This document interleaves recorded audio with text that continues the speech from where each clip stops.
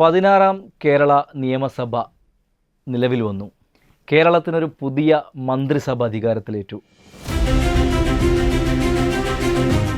PSC ഉദ്യോഗാർത്ഥികളെ സംബന്ധിച്ചിടത്തോളം പുതിയ മന്ത്രിസഭ വന്നാൽ മുഴുവൻ മന്ത്രിമാരുടെ പേരും വകുപ്പുകളും അറിഞ്ഞിരിക്കുക എന്നുള്ളത് പ്രധാനപ്പെട്ടതാണ്.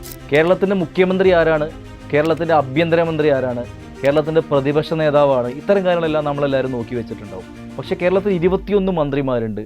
ഓരോ മന്ത്രിമാരും ഏതെല്ലാം വകുപ്പുകളാണ് കൈകാര്യം ചെയ്യുന്നത്, ആ വകുപ്പ് അല്ലെങ്കിൽ ഒരു വകുപ്പ് തന്ന് അത് ഏത് മന്ത്രിയാണ് കൈകാര്യം ചെയ്യുന്നതെന്ന് പരീക്ഷയ്ക്ക് ചോദ്യം വരുമ്പോൾ, കറണ്ട് അഫെയറിൻ്റെ ഭാഗമായിട്ട് ചോദ്യം വരുമ്പോൾ നമുക്ക് അറ്റൻഡ് ചെയ്യാൻ വേണ്ടിയിട്ട് പറ്റണം. അപ്പോൾ ആരാണ് കേരളത്തിൻ്റെ കയർ വകുപ്പ് കൈകാര്യം ചെയ്യുന്നത്, അല്ലെങ്കിൽ കേരളത്തിൻ്റെ യുവജനകാര്യ വകുപ്പ് കൈകാര്യം ചെയ്യുന്ന ഒരു യുവ മന്ത്രിയുണ്ട്, അതാരാണ്?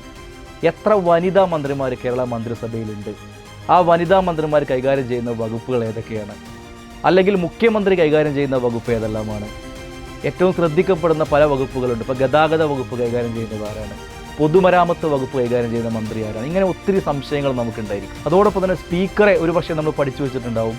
ഡെപ്യൂട്ടി സ്പീക്കർ ആരാണ് എന്നൊരു പക്ഷേ ഓർമ്മയുണ്ടാവില്ല.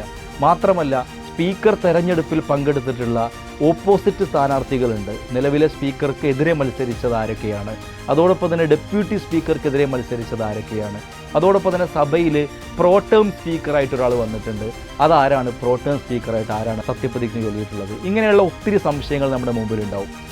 ഇതെല്ലാം വ്യക്തമാക്കി തരുന്നതിന് വേണ്ടിയിട്ട് എയ്സിൻ്റെ യൂട്യൂബ് ചാനലിൽ നമ്മളൊരു വീഡിയോ പോസ്റ്റ് ചെയ്തിട്ടുണ്ട്. നിങ്ങളെല്ലാവരും നിർബന്ധമായിട്ട് ആ വീഡിയോ കാണണം. കൂട്ടത്തിൽ PSCയുടെ ഭാഗമായിട്ടത്, കറണ്ട് അഫെയറിൻ്റെ ഭാഗമായിട്ട് നോട്ട് എഴുതിയെടുത്തിട്ട് പഠിക്കണം. So go and watch.